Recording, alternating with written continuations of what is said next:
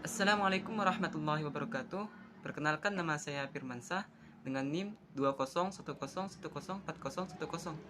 Di sini saya akan menjawabkan soal UAS fikih siasah sebagai dosen pengampu, yaitu Ibu Yuli Kasmarani. Adapun soal yang pertama yaitu jelaskan perbedaan pemikiran politik Syiah, Khawarij, Mu'tazilah, dan Sunni. Mengenai otoritas politik Syiah, imamah adalah seorang imam yang memiliki garis keturunan dan ditunjuk oleh Nabi Muhammad SAW untuk menjadi seorang pemimpin umat.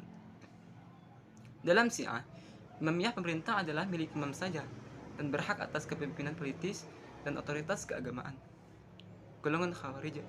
Pertama, pengangkatan khalifah akan sah hanya jika berdasarkan pemilihan yang benar dan bebas dan dilakukan oleh semua umat Islam tanpa didiskriminasi.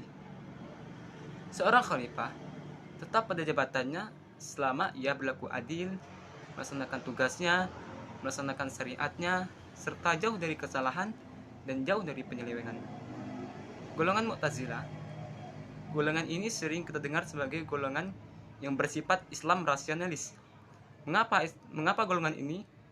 Karena golongan ini cenderung mengedepankan akal dalam berijtihad. Mu'tazilah dalam pandangan politiknya cenderung bersikap netral terhadap politik praktis yang berkembang pada saat itu. Ia tidak memihak terhadap perseteruan antara golongan Ali dan golongan Muawiyah. Pemikiran politik Sunni, biasanya pemikiran ini membela dan mempertahankan kekuasaan. Mengapa demikian? Karena di kalangan ulama Sunni pada umumnya melarang rakyat, yang dalam hal ini adalah umat Islam, melakukan pemberontakan terhadap penguasa sekalipun penguasa tersebut zalim. Mereka berpendapat bahwa penguasa yang zalim lebih baik daripada tidak ada kepemimpinan dalam Islam. Soal nomor 2, jelaskan relevansi pemikiran politik Al-Mawardi dengan sistem pemerintahan di Indonesia.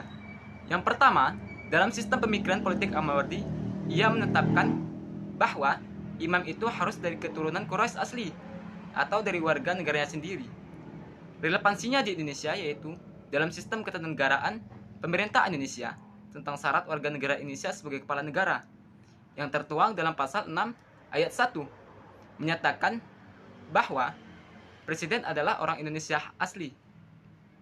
Hal ini sangat berkaitan dengan pemikiran Al-Mawardi bahwa dalam menetapkan kepala negara harus warga negara asli atau dari warga negara sendiri.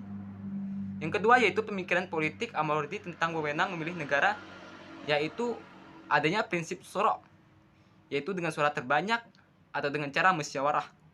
Sedangkan relevansinya di Indonesia yang tertuang di dalam Undang-Undang Dasar 1945 dalam pasal 6 ayat 2 yang menyatakan presiden dan wakil presiden dipilih oleh MPR dengan suara terbanyak. Soal nomor 3, jelaskan apa yang dimaksud dengan teori Ashabiyah dan implementasinya di Indonesia. Teori Ashabiyah yaitu teori yang dikemukakan oleh Ibnu Khaldun. Teori ini menunjukkan pada ikatan sosial budaya yang dapat mengukur kekuatan kelompok sosial. Ashabiyah juga dapat dipahami sebagai solidaritas sosial dengan menekankan pada kesadaran, kepaduan, dan persatuan kelompok.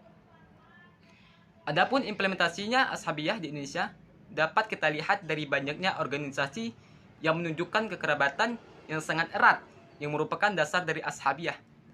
Ashabiyah sendiri pun dapat dilihat dalam peranan Pancasila untuk menyatukan seluruh ideologi, seluruh suku dan golongan di Indonesia untuk menjadi satu ideologi, yaitu Pancasila.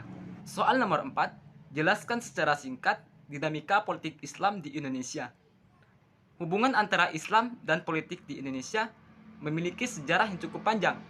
Hal tersebut ditandai dengan awal masuknya Islam ke Indonesia sekitar abad ke-13 Masehi. Islam juga mempunyai peranan penting dalam kerajaan-kerajaan di Nusantara. Dalam hal itu, ulama menjadi aktor penting di dalam kerajaan dan menjadi alat justifikasi sultan, sehingga Islam mampu menancapkan pengaruhnya dalam sejarah Indonesia. Sejarah politik Islam dibagi ke dalam 5 periode, yaitu periode yang menjelang kemerdekaan, periode demokrasi liberal yang berakhir hingga 1959, periode demokrasi yang berakhir sejalan dengan kegagalan G30 SPKI, serta periode Orde Baru yang berakhir pada 1998 yang dilanjutkan era reformasi. Soal nomor 5, jelaskan secara singkat makalah masing-masing.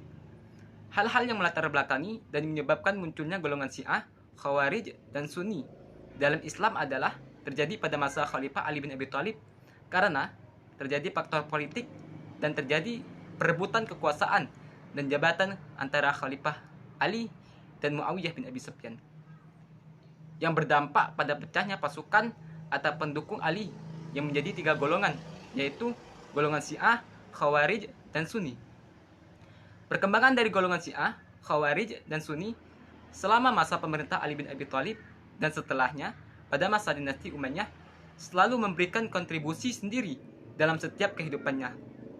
Salah satu bidangnya adalah bidang politik, budaya, dan agama yang saling menentukan arah perjuangannya masing-masing. Dampak munculnya golongan Syiah, Khawarij, dan Sunni ini adalah perbedaan pelaksanaan ibadah dalam agama Islam yang cukup signifikan serta pandangan politik yang berdampak pada perebutan kekuasaan.